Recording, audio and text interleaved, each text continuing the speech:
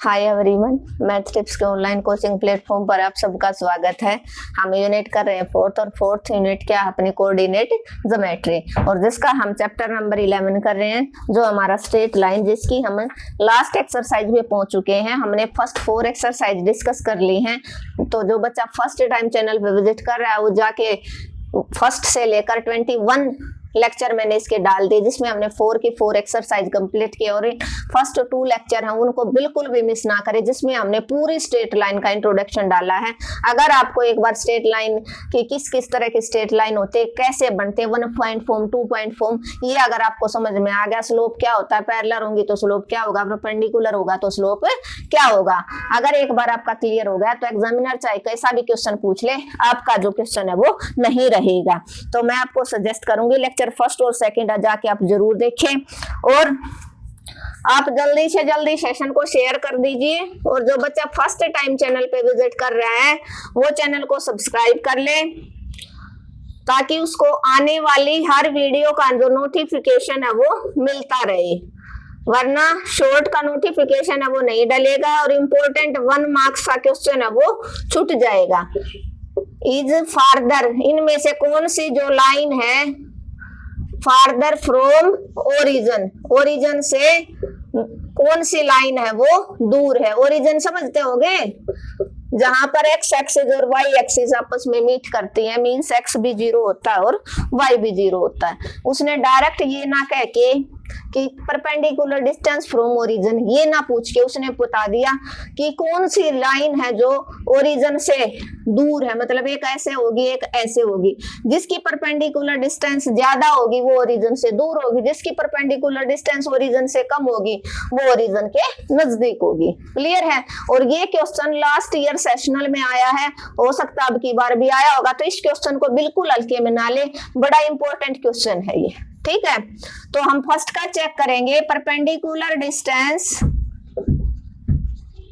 From origin means 0 0 on line कौन सी 3x + 4y - 7 = 0। एक आधा स्टेप है, एक आधा वर्ड है वो मैं लिखना छोड़ देती हूँ ताकि स्पेस कम रहता है, तो आप लिख लेना on the straight line this. मैंने इस स्ट्रेट लाइन की इक्वेशन लिख दी है। ठीक है, और अब हमारा ये लास्ट टॉपिक चल रहा है ना, स्ट्रेट लाइन का 11.5 पे आ चुके हैं, बस इसका एक लेक्चर और रहता है, फिर हम करेंगे सर्कल। सर्कल के बाद हम ट्रिग्नोमेट्री को खत्म करेंगे ताकि आपके एग्जाम से पहले पूरा सिलेबस है वो हो जाए। तो परपेंडिकुलर डिस्टेंस डी से आप रिप्रेजेंट करोगे, इसका आप सपोज कर लो D1 है फर्स्ट स्ट्रेट लाइन की, 3 × 0 + 4 × 0। लास्ट लेक्चर में हमने परपेंडिकुलर डिस्टेंस निकालना सीखा था, जिसका जो लिंक है वो मैंने इस वीडियो के डिस्क्रिप्शन में शेयर कर दिया है। अच्छे से आपको समझ में आ गया होगा, 2 पैरेलल लाइन के बीच में परपेंडिकुलर डिस्टेंस कैसे निकालोगे और ओरिजिन से डिस्टेंस कैसे निकालोगे। x का कोफिशिएंट है 3, y का कोफिशिएंट है 4, 0 × समथिंग 0 × समथिंग 0। तो D1 ऊपर आ गया माइनस का 7, नीचे आ गया 9 + 16, और 9 और 16 कितना होता है, 9 और 16 माइनस के 7 का मोड प्लस √25। तो D1 की वैल्यू क्या आ गई 7/5, और 7/5 7 को जब भी आप 5 से डिवाइड करोगे तो आपका कितना आएगा 1 पॉइंट समथिंग। कितना आएगा, आप जब 7 को डिवाइड करोगे किससे, जब भी आप 7 को 1.4, आपका क्या आ जाएगा 5 × 1 = 5, 5 × 4 = 20। तो D1 आ गया आपका 1.4। अब क्या करोगे, आप सेकंड लाइन की निकालोगे, perpendicular distance from origin on straight line कौन सी, 12x + 13y + 10 = 0। तो यहाँ D2 = आपका बना, यहाँ पर आपको चाहे ओरिजिन के साथ साथ आप दूसरे पॉइंट से भी डिस्टेंस निकालना आराम से सीख जाओगे। मतलब यहाँ पर जो भी कोऑर्डिनेट होगा वो x और y की जगह आपको पुट करना है। +13 × 0 + 10 का मोड अपॉन में x का कोफिशिएंट 12 और y का कोफिशिएंट है y का कोफिशिएंट है 13। क्लियर है? तो यहाँ पर D2 की जो डिस्टेंस बनी 0 into something 0, 0 into something 0, 10 upon में 12 का होल स्क्वायर 144, 13 का 169। और इन दोनों को जब भी आप ऐड करोगे तो आपका बना कितना बन जाएगा 144 और ये 313। तो D2 का आया 10/313 और 313 का आप अंडर रूट निकालो। अंडर रूट निकालना आपको अच्छे से आता होगा। 1 1 जा 1, 2 बचा, 1 और 3 उतरा। 1 का दुगना यहाँ होता है। 1 2 जा पे करोगे आप, 2 जा पे करोगे तो किस पे चला जाएगा? यहाँ पर चला जाएगा 7 7 7 जा 49, 7 2 जा 14, 14 और 4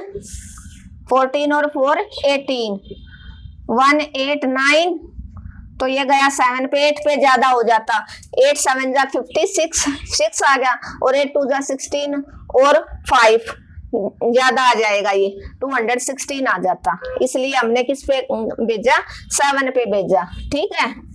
और नेक्स्ट आपका बचा ये 13 में से 9 गया 4, 10 में से 8 गया 2, पॉइंट लग गया 2 0 आ गई। 17 का दुगना होता है 34 और 34 ये फिर किस पे डिवाइड हो जाएगा? डायरेक्ट ये डिवाइड हो जाएगा 6 पे। किस पे?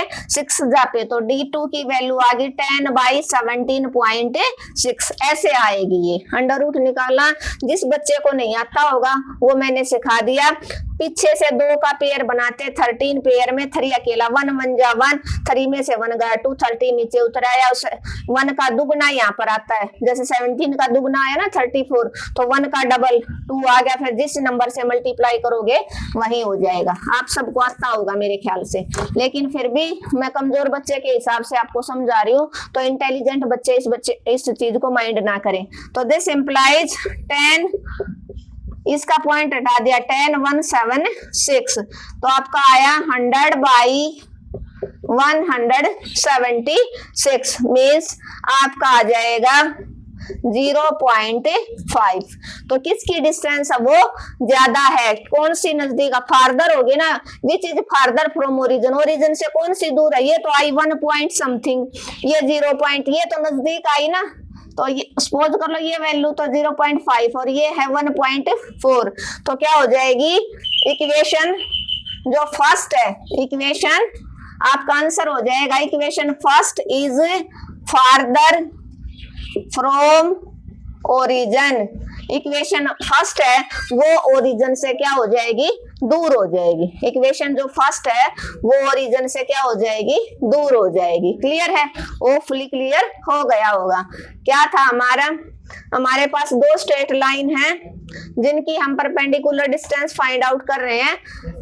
परपेंडिकुलर डिस्टेंस फाइंड आउट करेंगे ओरिजिन से, क्योंकि उसने पूछा कि which straight line is farther from origin. Origin से कौन सी लाइन है वो दूर है। तो इसकी परपेंडिकुलर डिस्टेंस निकाला, इसकी निकाल, ये आई 1.4, सेकंड की आई आपकी 0.5। तो ये आपकी क्या है? ये आपकी क्या है? नजदीक है, ये दूर है। तो ये आपका क्लियर हो गया होगा। मिलते हैं नेक्स्ट लेक्चर में, जिसमें हम डिस्कस करेंगे क्वेश्चन नंबर 6 और 7 को। होपफुली क्लियर हो गया होगा। Thank you everyone. अगर आपको मेरा पढ़ाने का तरीका अच्छा लगा तो आपको क्या करना, अपने चैनल को ज्यादा से ज्यादा शेयर करना। जिस बच्चे ने चैनल को अब तक सब्सक्राइब नहीं किया वो चैनल को सब्सक्राइब कर ले, और कमेंट और लाइक करना बिल्कुल मत भूलना।